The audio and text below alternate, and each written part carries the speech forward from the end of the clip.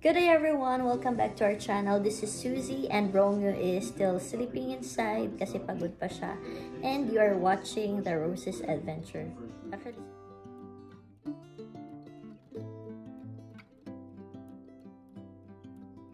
Actually si Romeo is masama yung pakiramdam niya. May lagnat siya nung nakaraang araw kasi naulanan siya nung nasa Fairbanks kami pabalik dito sa Galena. And currently, hindi pa okay yung pakiramdam niya. So, ako muna yung magpa-vlog. And for today's vlog, I'm gonna show you what are the things that we were able to bring from Philippines going here sa Galena or sa US. And then, okay naman siya. Hindi naman kami naharang or hindi kami nagkaroon ng aberya during our passing sa immigration. And samahan niyo ako sa vlog na to. It might be helpful kung papunta kayo ng US from Philippines. Baka kasi may gusto kayong dalhin. And yeah, based sa own experience namin, okay naman siya at hindi naman kami naharang. So, samahan niyo ako and I'll show you. So, yung first na ipapakita ko pala sa inyo is yung mga medicine na nadala namin. Kasi, may mga instances na yung katawan natin is sanay lang dun sa medicine na kung anong meron tayo sa Philippines. So, eto, nagdala ako ng BioFlu. Marami akong dinala na BioFlu. Nagdala din ako ng Alaxan. Tsaka, meron din akong dinalang tawag nito. Meron din akong dinalang Medicol. So, mostly panglagnat or yeah, panglagnat siya. Tapos nakadala din ako ng cetirizine para dun sa mga may tawag nito, may allergy. So, yan, cetirizine nagdala ko. Ano pa ba? Nagdala din pala ako ng mga omega, ng mga efficacent, katenko, mga vitamin C, Biogesic, yan, Biogesic, meron akong Biogesic, meron din akong, natawag nito, meron din akong Dicycloberin para sa tiyan, or kung gusto nyo bumili ng Crimel S, okay lang din okay lang din naman magdala. So, nagdala lang ako ng mga, yung hindi sobrang madami naman, yung sakto lang na for consumable lang talaga siya. Tapos, pagdating pala namin sa Fairbanks, saka na lang ako bumili ng iba pang medicine na kakailanganin namin. So, yan, may katingko din ako. Bumili ako maraming katingko. Para sa mga lamig-lamig. Tapos, yung mga anti-hilo. Ito, nabili na lang to ni Romeo sa Taipei. Kasi pwede naman. Tapos, pala, kung nasa ano kayo, papunta kayo ng Alaska or somewhere in Alaska, importante yung melatonin. So, bumili kami ng melatonin sa Fairbanks na namin to nabili pala sa galing sa Philippines. So, importante yung melatonin kasi nga yung days dito is mas longer during summer, tapos yung night naman is mas longer during winter time. So, kailangan meron kang medicine para for sleeping kasi nga mag-change yung sleeping pattern mo. So, importante yun. Tsaka, yan. So, kailangan meron kang medicine something talaga. So, meron akong ganito para sa mga sakit-sakit, yung mga hindi natin inaasang mga sakit-sakit, at least ready tayo for the medicine. So, yan. So, nakadala po kami ng mga century tuna. So, parang 12 pieces po yan lahat. So, pero different flavor siya. Yan. So, na-arrange ko na kasi. So, hindi ko na tatanggalin. Pala na kayo. Basta yun yung nadala namin. Tapos ayan, nakadala din ako ng mga pansit canton, yung mga snacks nga. So, nagdala ako ng iba't ibang flavor. So, yan, nakadala din ako ng mga magic sarap, ng mga Knorr cubes, mga sinigang sa sampalok, tapos, yung mga crispy fry, Basta mga condiments, okay lang naman. May yung mga pangluto-luto something. Pero, hindi ako nagdala ng sobrang madami kasi nga, yung concern ko din is baka maharangap. So, kung gusto nyo magdala, okay lang din. Basta, siguro yung consumable lang talaga siya, yung hindi sila magko-question na ibebenta nyo pagdating dito. So, yan. Basta nakadala kami ng mga ganyan, or cubes, magic sarap, ginisa mix, tapos lahat ng mga mix-mix, okay lang. Cover naman po kayo, nakadala kami ng coffee ko. Ayan, nakadala kami ng mga coffee ko. Ayan. Nakadala din kami ng Nescafe, Nestea, kasi favorite ko yung Nestea. So, nakadala ko ng different flavor ng Nestea. Yan. Nakadala din ako ng Energen. Kasi, wala lang, gusto ko lang magdala ng Energen. Kasi yun yung nakikita ko na yung iba nagdadala ng Energen. So, nagtry din ako. Tapos yan, nagdala ko ng mga pang snack, mga Redisco, mga buttercream, ng fudgy bar, ano pa ba? Marami akong nadala ng mga snack. So, pero yan na lang yung papakita ko kasi nga na-arrange ko na. Basta nakadala ko ng mga snack. Tapos each flavor yung nadala ko. Sa toilet tayo, papakita ko kung ano yung mga nadala ko from Philippines na feeling ko importante siya. So, nung first pala namin na pumunta dito sa Galena, or I mean sa Alaska, is wala silang bidet.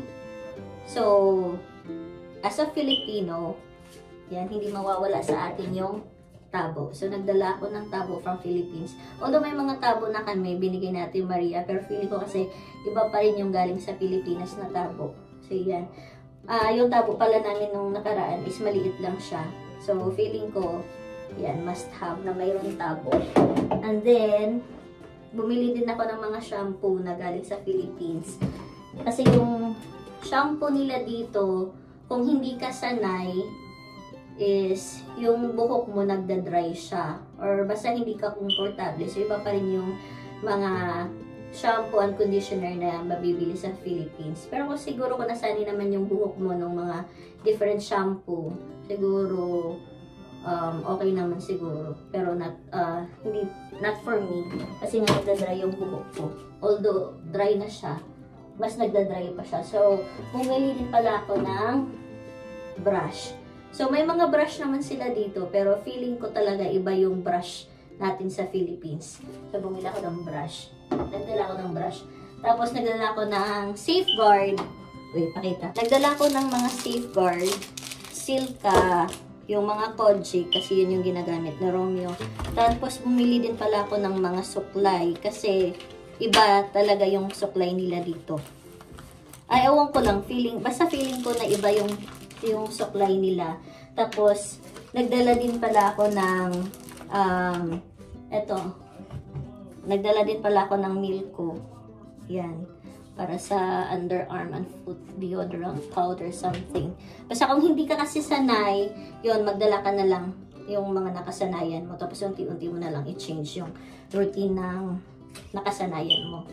Tapos, nagdala din pala ako before ng wax na nabili ko siya sa Watson. Tapos, nagdala din ako ng, marami ako nadala. So, nagdala ako ng yung para sa sole. Kasi nung dumating kasi kami dito, pareho kami ni Romeo, nag-dry yung paa namin. So, kailangan namin ng moisturizer sa paa.